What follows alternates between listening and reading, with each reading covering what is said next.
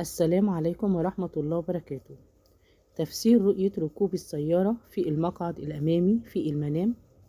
رؤية ركوب السيارة مع شخص تعرفه في المقعد الأمامي في المنام بيدل على العلاقة القوية التي تربطك معه.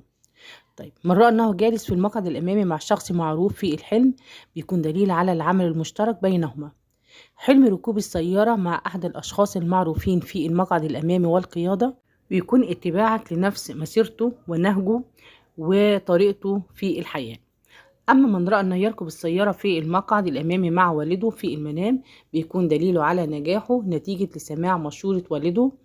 وحلم ركوب السيارة في المقعد الأمامي مع الأم يدل على التوفيق من الله تعالى في جميع الأعمال. رؤية ركوب السيارة مع شخص مشهور في المقعد الأمامي في المنام بيدل على نيل الشهرة والسمعة الطيبة بين الناس. من رأى أنه يقود السيارة بشخص مشهور في الحلم فإنه يكون مسؤول عن الآخرين. طيب، من رأى أنه ينزل من المقعد الأمامي ويركب في المقعد الخلفي للسيارة مع شخص معروف في المنام فإنه يتخلى عن منصبه أو رزقه لمصلحة الآخرين. حلم النزول من المقعد الخلفي والركوب في المقعد الأمامي مع شخص يدل على تولي مسؤولية جديدة مع هذا الشخص، والله تعالى أعلى وأعلم. رؤية ركوب السيارة مع شخص تحبه في المقعد الأمامي في المنام بيدل على المودة الكبيرة بينك وبينه.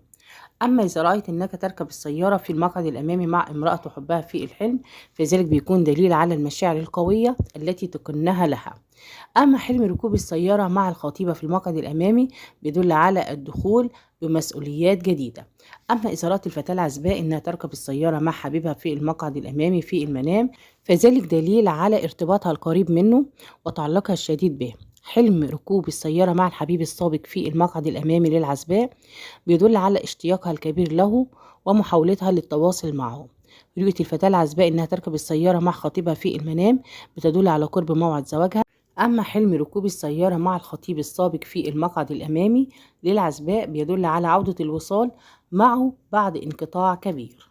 ركوب السيارة بجانب السائق من دلالات الراحة بعد التعب والبشاير بتغيير الأحوال للأحسن. رؤية ركوب السيارة والجلوس بجانب السائق في المنام تدل على المنفعة التي ينالها الرائي من مديره أم من ولي أمره.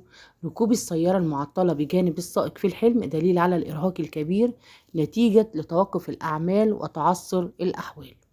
من رأى أنه يركب السيارة بجانب سائق يعرفه في المنام فإنه ينال رفعة ومنصب من نصيحة أو مشورة من هذا الشخص.